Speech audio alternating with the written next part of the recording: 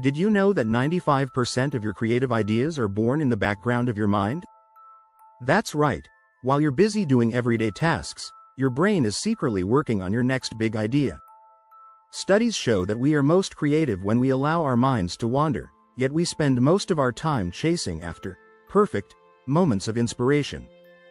Creativity isn't something that just happens to a lucky few. It's a process.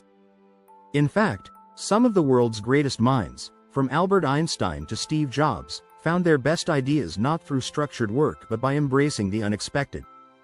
They knew how to tap into the flow of creativity in ways most people never think of. In this video, we're going to explore exactly where good ideas come from and how you can start generating your own. We'll uncover the power of chaos, the importance of connecting seemingly unrelated dots, and how failure can actually be your secret weapon. Get ready to rethink everything you know about creativity, and unlock the tools that will take your ideas to new heights. Chapter 1. The Spark of Chaos. Embrace the mess. Creativity doesn't always come from a perfectly organized desk or a clear-cut plan. In fact, some of the best ideas are born from chaos. Steve Jobs, for instance, was known for embracing unstructured environments. He believed that creativity thrived when people were encouraged to explore ideas without worrying about perfection. Research backs this up. Studies show that working in a messy environment can spark creativity, as your brain is forced to make unexpected connections. According to a study from the University of Minnesota, a cluttered workspace can encourage new thinking patterns and a break from rigid thinking. Sometimes, the best way to jumpstart creativity is by stepping into the unknown. Think about how many inventions and ideas have come out of accidents or failures. The Post-it note was created by accident when Dr. Spencer Silver was trying to create a super strong adhesive. Embracing chaos allows space for these happy accidents. Allow yourself to make mistakes and leave room for spontaneity. Don't fear mess, embrace it.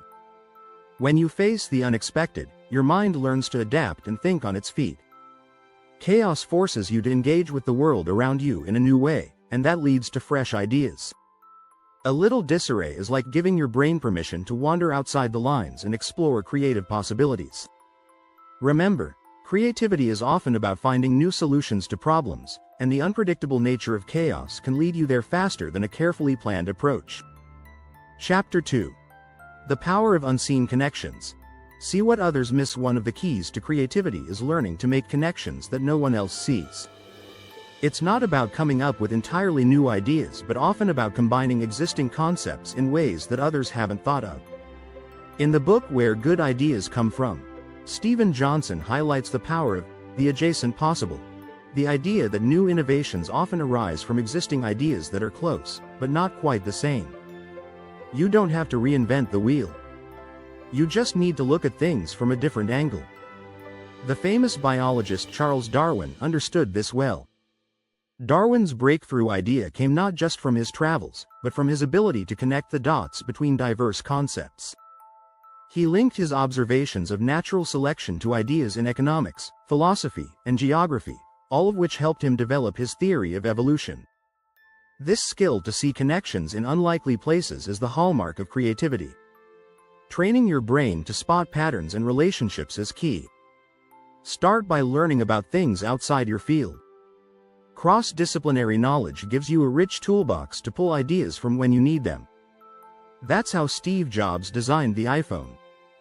He combined elements from various fields, technology, design, and music, into one product. Science supports this approach. Research by the University of California found that individuals who had diverse experiences were better at making creative connections. This highlights the importance of exposing yourself to a variety of ideas and viewpoints. So, if you want to be more creative, try connecting the dots between things you wouldn't normally pair together. Creativity isn't about having more ideas, it's about seeing what others miss. The next time you face a challenge, think about how you can connect two different worlds. This often leads to the most innovative solutions. Chapter 3. The Silence of Solitude. Let your mind wander in a world full of distractions. It can be hard to find time for true creativity. But solitude has a special place in the creative process. Great ideas often don't come when you're in the middle of a brainstorming session or working in a busy office. They arrive when your mind is allowed to wander freely. Research supports this. A study by University College London found that people who spent time alone with their thoughts were more likely to solve complex problems creatively. When we're alone, we're not worried about what others think, which means our ideas are freer and more original. In fact, some of the most creative minds in history spent significant time in solitude. Albert Einstein, for example, would often retreat to a quiet place to think and let his ideas flow. This was especially true for his theory of relativity, which came to him when he was daydreaming. While socializing and teamwork are important, solitude lets you dive deep into your thoughts without interruption. That's when you allow your subconscious to process information and make new connections. The act of thinking deeply and quietly helps ideas surface naturally. It's also important to schedule time for this creative solitude. You don't have to lock yourself away in a cabin in the woods. Even just 30 minutes a day of focused, distraction-free time can help. Studies show that moments of quiet can improve your focus, problem-solving skills, and creativity. This solitude doesn't need to be spent doing nothing. It can involve focused thinking or reflecting on a challenge in your life. In today's fast-paced world, we often feel the pressure to be constantly productive. But true creativity requires slowing down and letting your mind wander. It's in these quiet moments that your best ideas can emerge. If you're enjoying these insights, make sure to hit the subscribe button so you don't miss the next chapters that will reveal even more secrets behind creativity. Chapter 4. Fail Forward. How to turn mistakes into masterpieces. Failure isn't the end of creativity. It's often the beginning. Most people are afraid of making mistakes, but the truth is, failure can be a powerful tool for growth. Thomas Edison famously said, "I have not failed. I've just found 10,000 ways that won't work." He didn't let failure stop him, he learned from it and moved forward. In fact, research shows that people who fail and then learn from those failures are more successful in the long run. A study by the University of Edinburgh found that failure can lead to greater innovation and more creative solutions. It teaches resilience and encourages a trial and error approach, which is essential for creativity. Take the example of the famous band The Beatles. Before they were successful, they were rejected multiple times by record labels. Instead of giving up, they used those rejections as motivation to improve their music. They kept experimenting with new sounds and never stopped trying to push boundaries. This willingness to fail, learn, and improve is the cornerstone of creative success. Failure also teaches you how to adapt.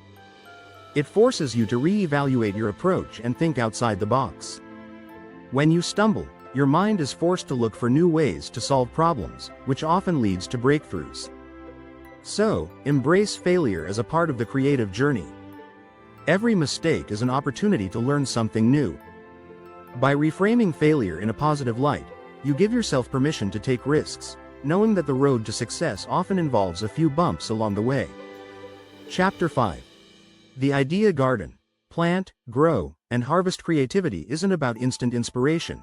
It's about nurturing your ideas over time. Think of your ideas like plants in a garden. You don't just plant a seed and expect it to grow into something amazing right away. You need to water it, give it sunlight, and let it grow at its own pace. In his book Where Good Ideas Come From, Stephen Johnson talks about the importance of allowing ideas to develop gradually. He explains how the most innovative breakthroughs often come after years of small, incremental progress. Just like a garden, ideas require patience, care, and time to flourish. A key part of this process is incubation. This means giving your mind time to work on an idea without forcing it. Research from the University of California found that taking breaks and stepping away from a problem can help your subconscious mind come up with creative solutions. By giving your ideas space to grow, you allow them to evolve naturally. Another important aspect is consistency. You can't expect to plant an idea once and watch it grow overnight. Successful creatives spend time every day working on their craft, even when they don't feel inspired. The more you tend to your ideas, the more likely they are to bloom into something amazing. Remember, creativity is not about rushing to the finish line. It's about enjoying the process and letting your ideas develop naturally. By nurturing your creativity, you create an environment where great ideas can grow. Chapter 6. Collaboration over competition. The alchemy of ideas. Collaboration is a game changer when it comes to creativity. Many people think of creativity as a solo activity, but some of the best ideas come from working with others.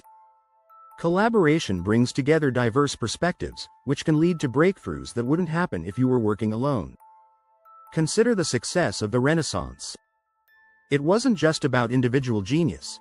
It was about artists, scientists, and thinkers coming together to share ideas and build upon each other's work. Leonardo da Vinci didn't create in a vacuum.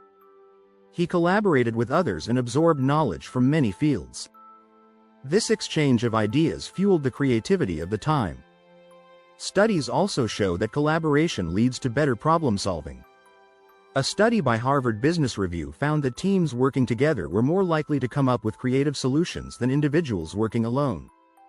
Collaboration forces you to explain your ideas clearly, listen to feedback, and adjust your thinking. This process strengthens your ideas and leads to better outcomes. Another benefit of collaboration is the ability to combine strengths. Not everyone is good at everything, but when you work with others, you can focus on what you do best and rely on your collaborators for the rest. This creates a synergy that can take your ideas further than you could have gone alone. Collaboration also helps you see blind spots in your thinking. When you work alone, it's easy to miss flaws or gaps in your ideas. But when you collaborate, others can point out these weaknesses and offer solutions you might not have considered. Don't be afraid to work with others. Whether it's in brainstorming sessions, group projects, or simply discussing your ideas with a friend, collaboration is a powerful tool for creativity. Sometimes, the best ideas come not from a single mind, but from a group of minds coming together to create something great. Enjoying these tips? Subscribe now to stay updated on more creative secrets that can change the way you think and work.